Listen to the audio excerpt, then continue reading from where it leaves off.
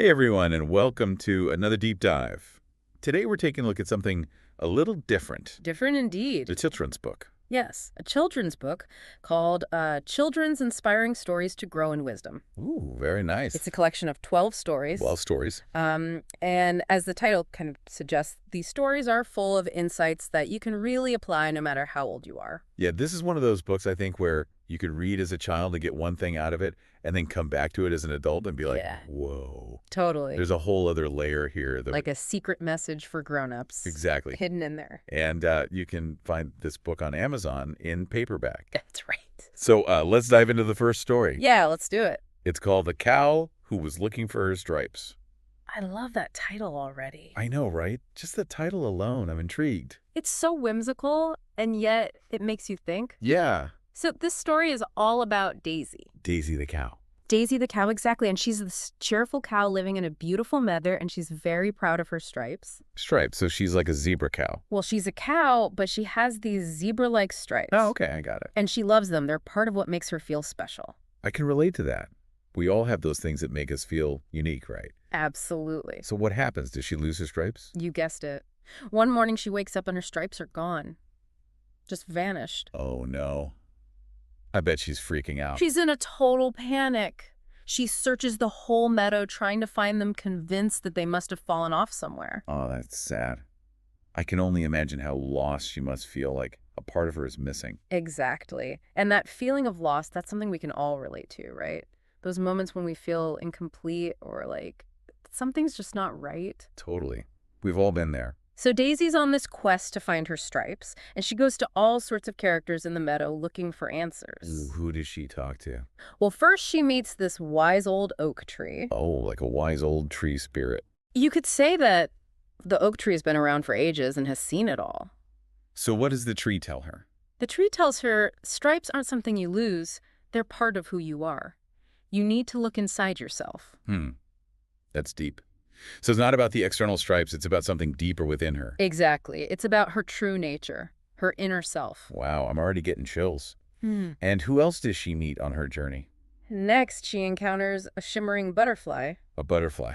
Okay, this is getting more and more magical. And the butterfly, being all about transformation and change, offers a different perspective. What does the butterfly say? The butterfly suggests perhaps their absence is a chance to discover something even more beautiful within. Oh, I like that. So instead of focusing on what's missing, she should explore what's there. Precisely.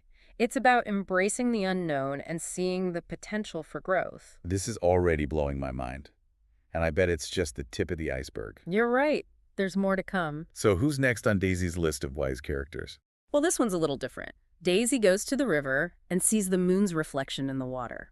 Oh, wow. So the moon becomes a character too. In a way, yeah. The moon reflecting Daisy's image back to her becomes a symbol of self-reflection. Okay, this is getting really deep. I love it. And the moon offers this wisdom. True beauty lies in the light you shine, not in outward appearances. Discover your inner glow. So it's not about the stripes at all. It's about the light that comes from within. Exactly. It's about recognizing our own inner worth, our own unique beauty. Wow. This is starting to sound less like a children's story and more like a profound philosophy lesson. And that's the beauty of it. It speaks to us on multiple levels. So what happens next? Does Daisy find her stripes? Well, that's what's so interesting. She doesn't find her black stripes. Instead, something even more magical happens. Ooh, I can't wait to hear this. Tell me more. She starts to radiate a soft golden light, a reflection of her newfound inner beauty. Oh, wow. That's so beautiful. It's like her journey of self. It's a powerful image, right? It shows that sometimes what we think we've lost can actually lead us to something even greater. I'm loving this story already. And this is just the first one out of 12. That's right. Imagine the wisdom and insights waiting to be uncovered in the rest. I'm hooked. I definitely need to get my hands on this book. Me too. It's like a treasure trove of wisdom disguised as a children's story. And the best part is, it's accessible to everyone. Absolutely. No matter your age or background, there's something in here for everyone. So for our listeners who are eager to continue this journey of discovery, stay tuned because we'll be diving into more of these inspiring tales in the next parts of our deep dive. You won't want to miss it. We'll be exploring themes of courage, kindness, and the power of imagination. It's going to be an amazing adventure. Get ready to be inspired. So Daisy's story is like a reminder that losing something you think is important can actually help you find something even better inside yourself. Yeah, it's like that saying, when one door closes, another one opens. Exactly. And that idea of letting go of things and being open to the unexpected, that's something we see in a lot of these stories. Hmm. I'm intrigued. Tell me more. Okay, so the next story is called The Monkey Who Scratched the Sky. Whoa, what a title. Uh, Okay, I'm already hooked. This story is about a mischievous little monkey named Kibo. Kibo the monkey. And Kibo has this crazy dream. He wants to touch a cloud. Ah, that's cute.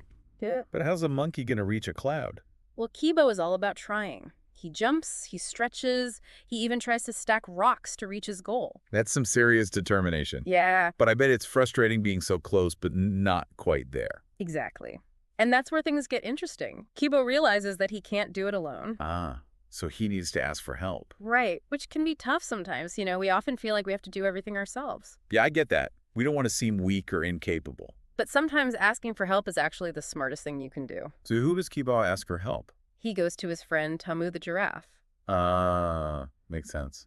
Giraffes are tall. Exactly. Kibo climbs onto Tamu's back and gets closer to the cloud than ever before. But is it enough? Can he finally reach it? He's almost there, but still a few inches short. Oh no, so close. But don't worry, this is where the power of teamwork comes in. Ooh, tell me more.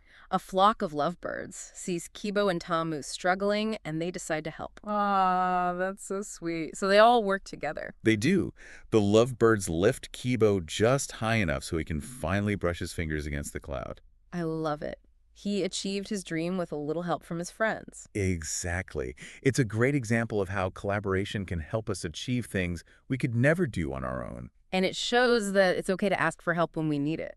Absolutely. Hello? We don't have to go it alone. So we've had a story about self-discovery and now one about collaboration. What's next? The next story is all about making mistakes and learning from them. Oh, that's a good one. We all make mistakes, right? We do. And this story is called Roxy the Dog Who Took a Bite Out of the Moon. Wait, what? A dog bit the moon. Okay, I need to hear this. So Roxy is this adorable but very curious dog who thinks the moon is a giant cheese wall. Haha, oh, Roxy. I can just imagine him staring up at the moon with those puppy dog eyes. And one night, Roxy is determined to take a bite out of this so-called cheese ball. Oh boy, this can't be good. He tries everything. Jumping, climbing trees, anything to reach the moon. And does he succeed? Well, in a moment of pure silliness, he actually manages to sink his teeth into the moon. Oh no.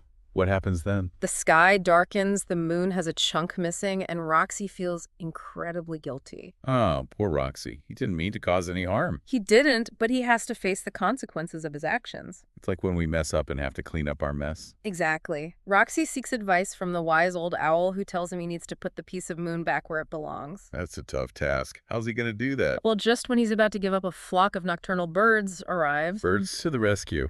They see that Roxy needs help, and they work together to lift the piece of moon back into the sky. Oh, that's so heartwarming. Everyone working together to fix the mistake. It's a beautiful image of community and support. It shows that we don't have to face our problems alone. Yeah. There's always help available if we're willing to ask. Exactly. And sometimes the biggest lessons come from the mistakes we make. So we've had stories about self-discovery, collaboration, and now responsibility. What other amazing lessons await us in this book? Oh, there's so much more. We have penguins who dream of flying tortoises who challenge ideas about speed, and even a pig who hates mud. A pig who hates mud. Now that's something I have to hear about. Each story is unique and full of surprises. I can't wait to dive into the rest of these tales. Me too. It's like each story is a little window into a different aspect of human nature. All right, so we're back and ready to uncover more wisdom from these children's stories. It's amazing how these stories use animals to teach us about ourselves. Yeah, it's like we can relate to their struggles and triumphs even though they're animals. Exactly. It's like seeing ourselves in a different light. So we've seen Daisy find her inner beauty. Kibo achieves his dream through teamwork. And Roxy learn about responsibility. Right, and now we're headed to Antarctica to meet Pingalo the penguin. Pingalo the penguin. Okay, I'm listening. Yeah. What's his story about? Well, Pingalo has this big dream. He wants to fly. Fly. But penguins can't fly. I know, right? But Pingalo is determined. He sees the seabirds soaring above him, and he longs to feel that same freedom. I can just picture him watching them with envy, wishing he could join them.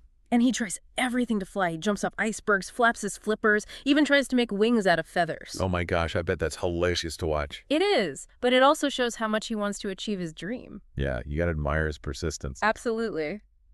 But eventually Pingala starts to realize that maybe flying isn't in the cards for him. Yeah, I mean, penguins are built for swimming, not flying. Right. And that's where he meets a wise old seagull. The seagull becomes his mentor. In a way, yeah. The seagull has seen the world and has a different perspective. What does the seagull tell him? The seagull says, maybe the sky isn't for you, but that doesn't mean you're not meant for great things. That's deep. So it's about finding your own path, even if it's not the one you originally envisioned. Exactly. And it's about recognizing your own unique strengths. So what happens to Pingalo? Does he give up on his dream completely? He doesn't give up, but his focus shifts. One day, he sees a seal trapped in the ice. Oh no, that's dangerous. And without hesitation, Pingalo rushes to help. He uses his speed and agility to free the seal. Wow, that's amazing. So he discovers his true strength in the process of helping others. Precisely. He realizes that while he may not be able to fly, he's an incredible skater. So his dream of flying leads him to discover a different kind of freedom. It's like the saying, when one door closes, a window opens. I love that. And it shows that our strengths often lie in unexpected places. Now let's move on to a story that challenges our ideas about courage. Okay, I'm ready. What's this one about? It's called Simba the Lion Who Was Afraid of His Shadow. With a lion afraid of his own shadow? That's ironic. I know, right? But it's a reminder that even the strongest among us can have fears. Yeah, we all have things that scare us no matter how brave we seem on the outside. And Simba's fear of his shadow makes him feel weak and ashamed. I can imagine. It's like being afraid of a part of yourself. He tries to run away from his shadow, but of course that doesn't work. Yeah, you can't outrun your own shadow. And then Simba meets Nia, a wise and compassionate figure who teaches him to face his fear. It's so important to have someone who supports you when you're struggling. Absolutely. Nia helps Simba understand that his shadow is nothing to be afraid of. It's just a reflection. It's like she helps him see things from a different perspective. And to overcome his fear, Simba does something very simple but symbolic. He jumps over his shadow. That's a great visual. It's like he's literally stepping over his fear. And with each jump, his fear gets smaller and smaller. It's a reminder that facing our fears, even in small ways, can make a big difference. Now, for a story about being true to yourself, we have Pipo the pig. Pipo the pig. What makes him special? Well, unlike most pigs, Pipo hates getting dirty. What? A pig who doesn't like mud? That's unheard of. I know, right? But Pipo prefers to stay clean and tidy. He even grooms his bristles. So he's like the fashion-conscious pig? You could say that. And the other pigs make fun of him for being different. Oh, that's sad. It's like when people try to pressure you to conform. But Pipo doesn't let them get to him. He knows who he is, and he's proud of it. Good for him.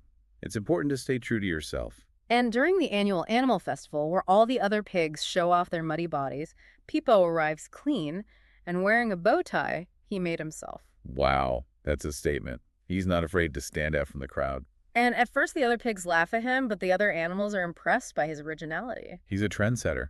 He's showing everyone that it's okay to be different. Exactly. Pipo's story is a reminder that true happiness comes from embracing our individuality. And that brings us to the end of our deep dive into children's inspiring stories to grow in wisdom. It's been an incredible journey exploring these tales of self-discovery, courage, and kindness.